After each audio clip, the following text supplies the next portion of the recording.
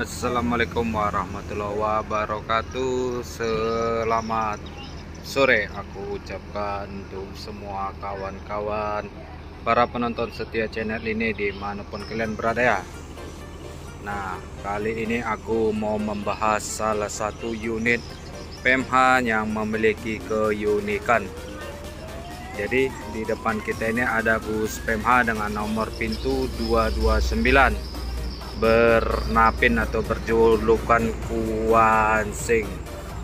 Jadi kenapa aku tertarik untuk sekedar mereview singkat unit ini, karena menurut aku unit ini unit yang paling unik dan satu-satunya di PMH.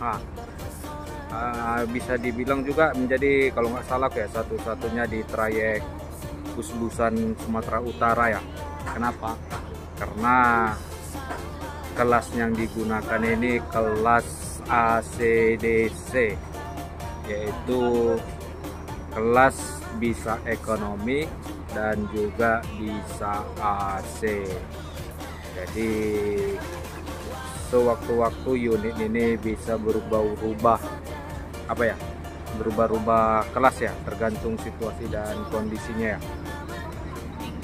Kenapa bisa demikian? Jadi basic awalnya ini dia tuh kelasnya kelas AC ya unitnya, cuman di undergrade ke ekonomi.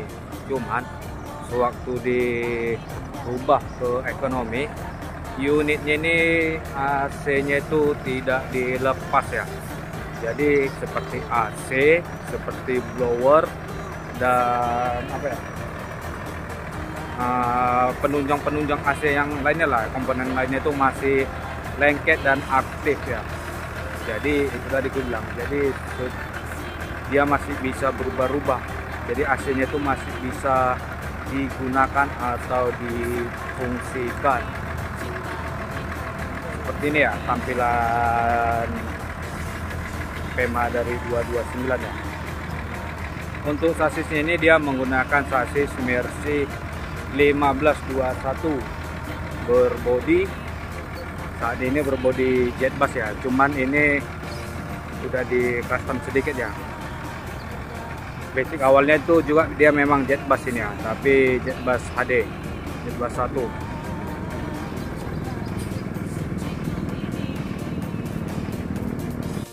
Nah, jadi karena dia ini unitnya ACDC, makanya di bagian kaca paling belakangnya itu dia tidak dibuat tuh kelasnya ya, hanya toilet aja.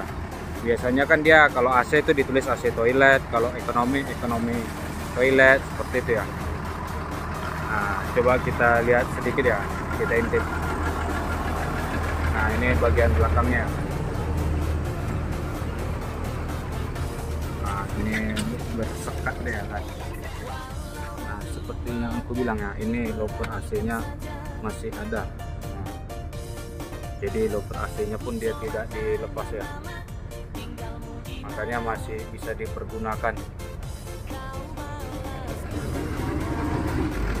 Nah, untuk bagian dapur pacunya ini bisa kawan-kawan dia ada dicat dengan warna hijau supaya mirip kayak mesinnya Volvo ya, mungkin biar tenaga dan larinya juga kayak Volvo ya.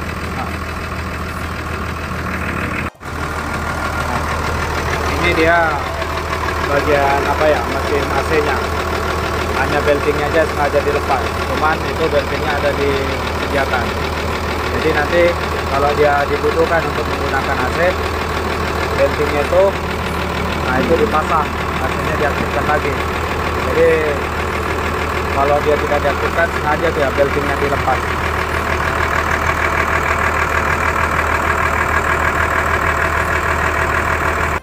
Nah, untuk okupansi penumpangnya bisa kawan-kawan lihat ya.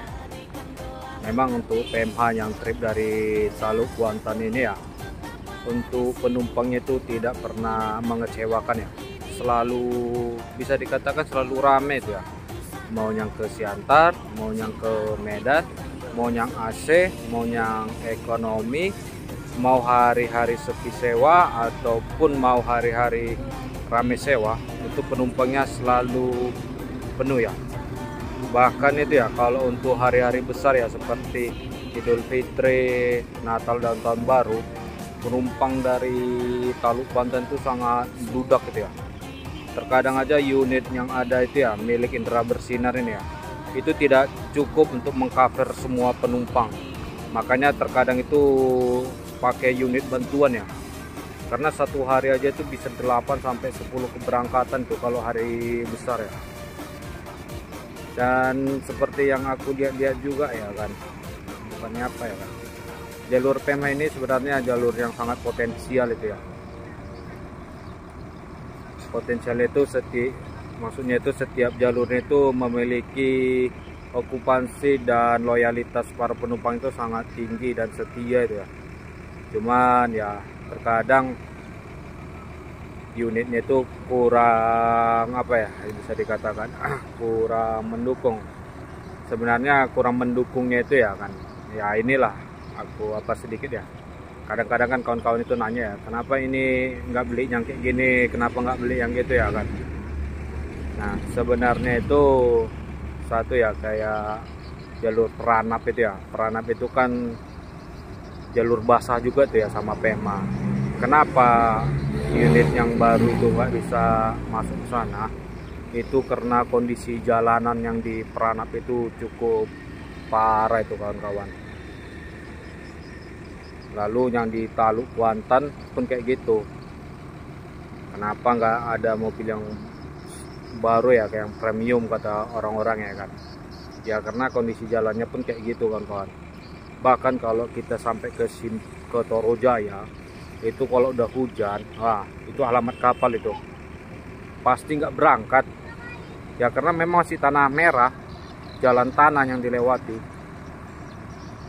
Jadi mungkin itulah sedikit gambarannya ya kan, salah satunya. Faktor keduanya itu ya faktor ongkos ya. Ongkos juga mempengaruhi, karena PMH ini termasuk yang agak sedikit lebih rendah ongkosnya daripada PO yang lainnya ya, kalau nggak salah gue kan. Jadi kalau dibeli pun sasis premium, otomatis ya kan ongkos itu akan naik karena biaya perjalanan itu semakin tinggi, seperti konsumsi BBM-nya dan lain-lainnya juga ya kan. Jadi kan ya mungkin itulah ya yang juga dipikirkan oleh ownernya PMH ini ya. Itu sedikit gambaran yang pernah aku tanyakan ya ke ownernya PMH, baik itu ownernya PMH Nauli Basa ataupun ownernya Indra Bersinar ya waktu itu. Bukan karena faktor nggak sanggup membeli unit premium, cuman itu yang dipikirkannya, kondisi jalan yang pertama, dan yang kedua itu kondisi kemampuan para penumpang. Karena terus terang aja ya, orang-orang yang naik PMH ini masih banyak kadang-kadang itu ongkos yang minta tolong. Jadi gimana ya kan, kalau dipaksakan nanti untuk membeli seperti itu ya kasihan juga penumpang-penumpang yang mungkin tidak ini ya, bukan tidak mampu, cuman agak berat untuk membeli ongkos yang agak mahal ya kan. Seperti yang aku bilang ya, inilah bisa kawan-kawan lihat ya, mulai dari yang tadi di depan ini, lalu di bagian sini ya. Ini ya para penumpang PMH 229 ya, yang trip dari Torojaya, trip dari Simpang Kampar ya. Nah, bisa kalian lihat ya okupansinya ramai.